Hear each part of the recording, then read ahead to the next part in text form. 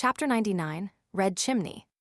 Late in the afternoon, Klein returned home and drew the curtains, allowing his room to slip into darkness.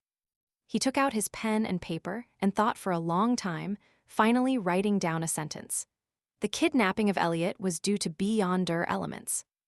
As a seer, Klein had tried to divine if those coincidences were a consequence of unnatural developments, but the results showed otherwise. This time, he was influenced by Isaac to look into these events again. He also drew lessons from the suited clown. He seriously designed an appropriate divination statement, eliminating any descriptions that might be vague or cause confusion.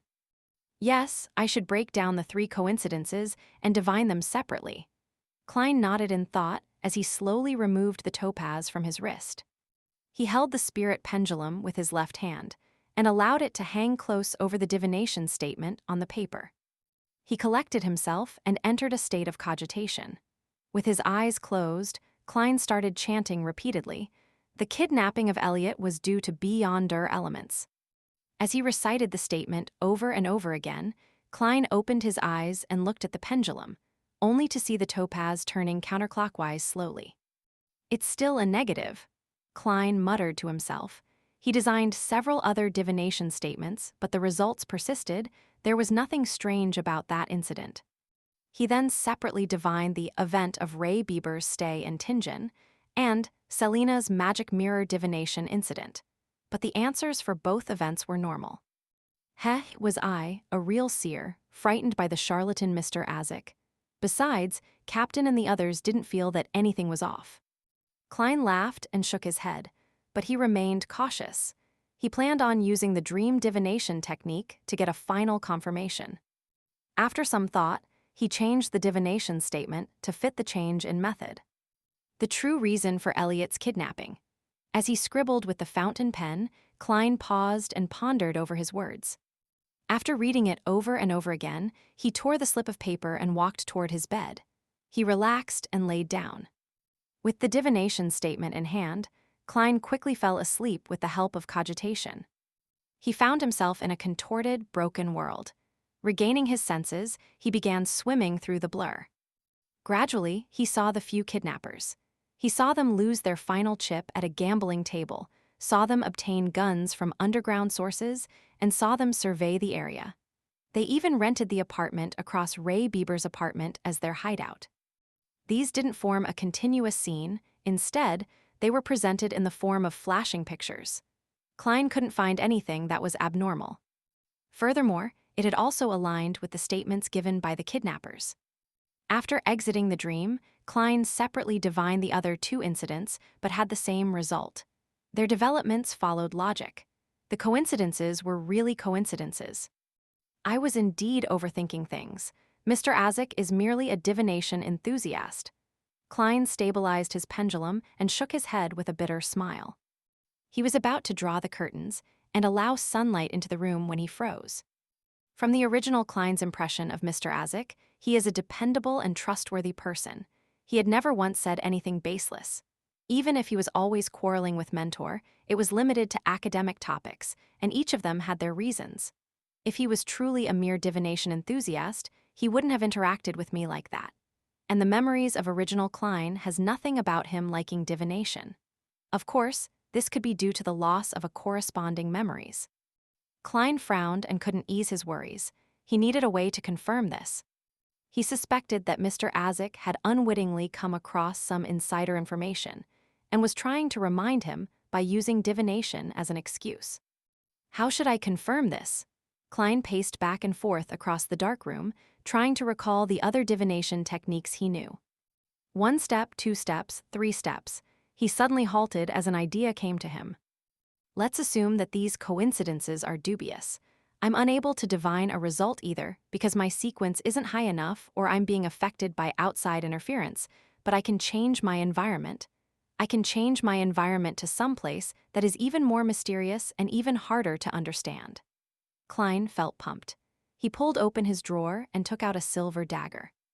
He concentrated and allowed his spirituality to flow out from the tip of the dagger, becoming one with his surroundings. With each step he took, the wall of spirituality sealed off the entire room. Klein planned on doing the divination above the gray fog, to do the divination in that mysterious world. In the magnificent ancient divine hall, above the endless gray fog, Klein sat at the seat of honor on one end of the bronze table. Before him was a piece of goat skin he willed into existence. He lifted a pen and tried writing the divination statement as he had previously. The kidnapping of Elliot was due to beyonder elements. He held the spirit pendulum and hung it low. Klein quickly composed himself as he turned silent and ethereal. Half closing his eyes, he recited the statement 7 times, using his spirituality to interact with the spiritual world that stood above all. Feeling the tug of the silver chain, Klein opened his eyes to look at the pendulum. The sight made him freeze immediately. The pendulum was spinning clockwise.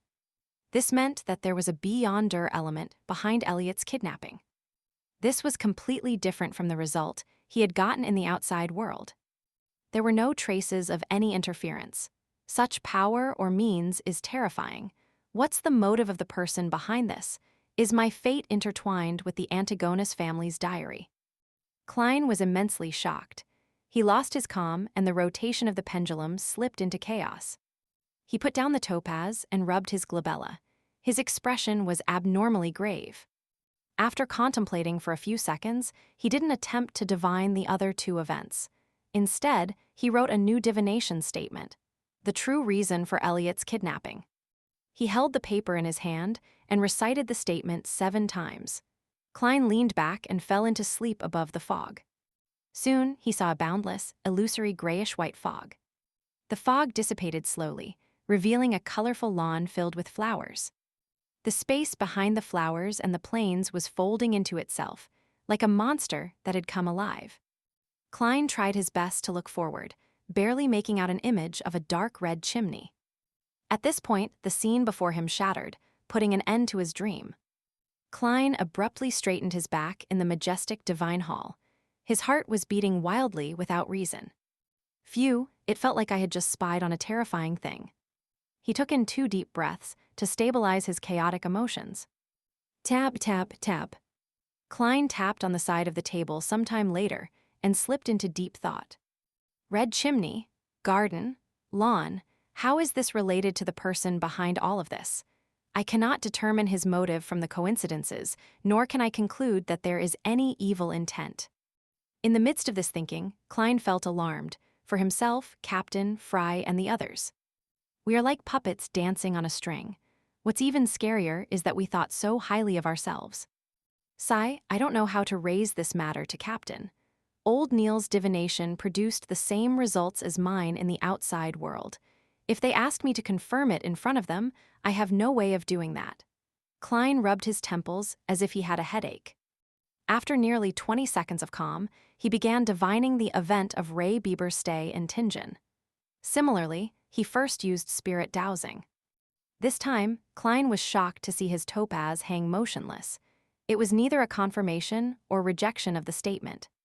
Strange, he muttered. He started to guess the reasons for this phenomenon. The person behind this has sensed my divinations and engaged in countermeasures. Following this, he tried the dream divination technique, but all he saw were fragmented pieces of fog. He no longer made any new discoveries. The results of Selina's magic mirror divination incident were the same. Klein could almost confirm his conjecture at this point. Since he had no way of notifying Captain Dunsmith for the time being, he had an unprecedented motivation to improve his abilities. I must head to the divination club later and quickly succeed in my acting to digest the seer potion. Also, I have to confirm whether the clown potion is indeed the subsequent sequence of seer, as well as gather clues about it. In addition, I have to interact more with Mr. Azik and see if I can dig up whatever inside information he holds. Klein held his forehead with his right palm and quickly drew up a plan and determined his focal point. After some thought, a goatskin appeared in front of him again. He picked up his pen and wrote. The corresponding sequence, 8 of sequence 9 seer, is clown. From his prior experience, the present Klein was completely convinced that his divination abilities were augmented and enhanced above the gray fog. Just like how raids are usually successful, is this the result of having good luck? He muttered and picked up his spirit pendulum. Sometime later, Klein received a definitive answer. The corresponding sequence, 8 of sequence 9 seer, was clown. He then wrote on the paper once again. The corresponding sequences 8, 7, 6, and 5 of seer would grant at least one brand new, unrelated power. Klein exhaled as he tried spirit dowsing again.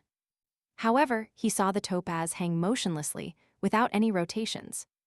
There isn't enough information to complete the divination and receive a revelation, he muttered to himself while seemingly deep in thought. Then, he set down the silver chain and began considering the required statement for a dream divination. Nearly 20 seconds later, he picked up his fountain pen and wrote seriously, "Clues to the clown potion."